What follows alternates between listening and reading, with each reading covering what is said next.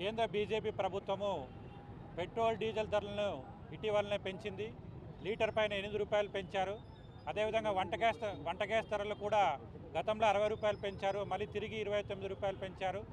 అదేవిధంగా అన్ని రకాల నిత్యావసర సరుకుల ధరలు కూడా పెరిగిపోతున్నాయి. ఈరోజు ధరలు తగ్గించాల్సిన కేంద్ర రాష్ట్ర ప్రభుత్వాలు ఈరోజు ధరలు తగ్గించకుండా ఈ ధరలు పెరిగిపోతున్నప్పటికీ కూడా ఏమాత్రం పట్టించుకోవడం లేదు. ఈరోజు యుద్ధాన్ని సాకుగా చూపించి వీళ్ళు ధరలు పెంచామని చెప్తున్నారు. గతంలో అంతర్జాతీయంగా ముడి చమురు ధరలు తక్కువగా ఉన్నప్పుడు భారతదేశంలో మీరు ఎందుకు పెట్రోల్ డీజిల్ ధరలు తగ్గించలేదు? కరోనా అప్పుడు దాదాపుగా $30 బ్యారెల్కి $30 ముడి చమురు లభించింది. కానీ మన భారతదేశంలో 75 రూపాయల వరకు అప్పుడు ధరలున్నాయి. 2020 డిసెంబర్లో కూడా $70 ముడి చమురు ధరలు లభించినప్పుడు మన దేశంలో 100 రూపాయల వరకు పెట్రోల్ డీజిల్ ధరలు పెరిగాయి.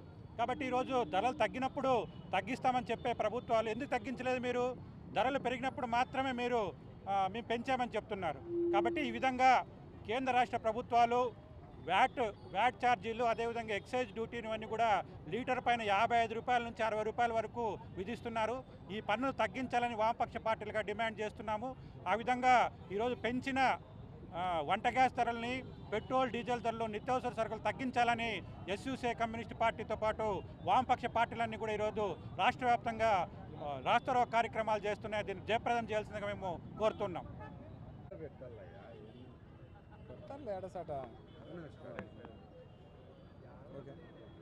పెంచిన పెట్రోల్ డీజిల్ గ్యాస్ ధరలకు వ్యతిరేకంగా ఈరోజు వామపక్ష పార్టీల ఆధ్వర్యంలో రాష్ట్ర వ్యాప్తంగా రాస్తారోకోలు చేస్తున్నాం. ఈ రాస్తారోకోలో భాగంగా ఈరోజు అనంతపురం టవర్ క్లాక్ దగ్గర వామపక్షాల పార్టీల ఆధ్వర్యంలో రాస్తారోకో నిర్వహిస్తున్నాం.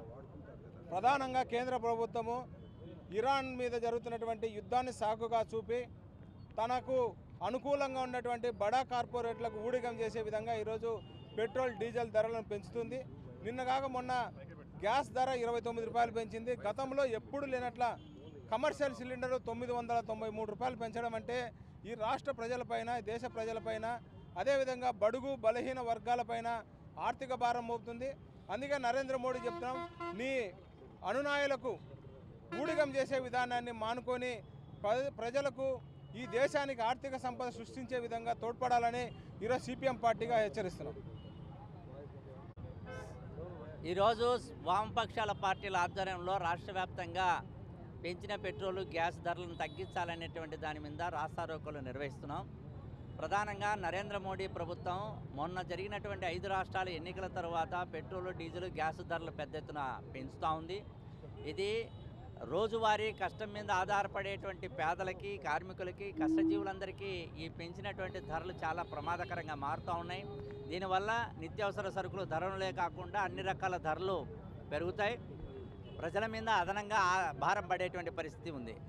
ఈ పెట్రోలు, డీజిల్, గ్యాస్ ధరలు పెంచడానికి ఇరాన్ మీద యుద్ధం జరుగుతుంది కాబట్టి ఆ యుద్ధాన్ని సాకుగా చూపి ఇలా చేయడం అనేటువంటి చాలా దుర్మార్గం.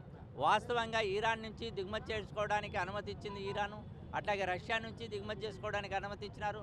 కానీ ఈ దేశాన్ని పాలిస్తున్నటువంటి నరేంద్ర మోడీ మాత్రం అమెరికాకు సాగిలపడి రష్యా నుంచి కానీ, ఇరాన్ నుంచి కానీ కొనుగోలు చేసుకోవడానికి అనుమతి ఇవ్వలేదు. ఆ రీత్యా ఎక్కువ ఖర్చు పెట్టి బయట నుంచి, దేశాల నుంచి కొనేటువంటి పరిస్థితి మోడీ ప్రభుత్వం చేస్తుంది. దీనివల్ల అదనంగా విదేశీ మార్గద్రవ్యం పోతుంది తప్ప తక్కువ రేటుకి ఇచ్చేటువంటి దేశాల నుంచి తీసుకోవడానికి ఏమాత్రం ముందుకు రాలేదు. దానికి తోడు రాష్ట్రంలో కేజీ బేసిన్లో పెద్ద ఎత్తున గ్యాస్ నిక్షేపాలు ఉన్నాయి. ఈ కేజీ బేసిన్లో నిక్షేపాలని మన రాష్ట్రానికి ఉపయోగించుకోవచ్చు, లేదా మన దేశానికి ఉపయోగించుకోవచ్చు. ఆ దిశగా మోడీ ప్రభుత్వం కానీ, అంత ముందున్నటువంటి ప్రభుత్వాలు కానీ చర్యలు తీసుకోలేదు. ఇవన్నీ చూస్తా అంటే పేద వర్గాల మీద, కష్టజీవుల మీద ఈ రకమైనటువంటి ఆర్థిక దాడి చేస్తున్నారనేటువంటిది కనపడుతుంది. ఇప్పటికైనా కేంద్ర ప్రభుత్వం పెంచిన పెట్రోల్, డీజిల్, గ్యాసులు తగ్గించాల్సినటువంటి అవసరం ఉంది. అట్లాగే కేంద్ర ప్రభుత్వం 1 లీటర్ కొంటే, ఎవరన్నా వినియోగదారుడు కొంటే దాంట్లో సగానికి పైగా వివిధ రూపాల్లో రాష్ట్రము, కేంద్రము సెస్సులు అనేక రూపాయల పన్నులు వేస్తున్నారు. అంటే ఆ పన్నులు తగ్గించినా కానీ పెట్రోలు, డీజిల్, గ్యాస్ ధరలు చాలా తగ్గేటువంటి పరిస్థితి ఉంది. ఆ దిశగా చర్యలు తీసుకోవాలని, అట్లాగే ఈ ప్రభుత్వం పేదల మీద వేస్తున్నటువంటి భారాలను తగ్గించాలని, పెద్ద ఎత్తున కంపెనీల వాళ్ళకి, మల్టీనేషనల్ కంపెనీలకి, ఈ దేశంలో ఉన్నటువంటి అంబానీ, అదానీలకు రాయితీలు ఇస్తున్నారు తప్ప పెట్రోల్, డీజిల్ మాత్రం జీఎస్టీలకి తీసుకొని రాలేదు. ఇది చాలా ప్రమాదకరమైన పద్ధతుల్లో ఆర్థిక విధానం ఉంది. కాబట్టి అందుకోసమే వామపక్షాలుగా ఈరోజు రాస్తారోకోలు నిర్వహిస్తున్నాం. భవిష్యత్తులో కూడా మరింతగా ఈ మోడీ ప్రభుత్వం అనుసరించిన ప్రజా వ్యతిరేక విధానాలపైన గట్టిగా ఆందోళన పోరాటాలు చేసి జనాన్ని సమీకరించాలి, ఆ రకంగా చేయాలనేటువంటిది ఈరోజు సిపిఎం పార్టీగా వామపక్షాల పోరాటానికి మద్దతు ఇస్తున్నది.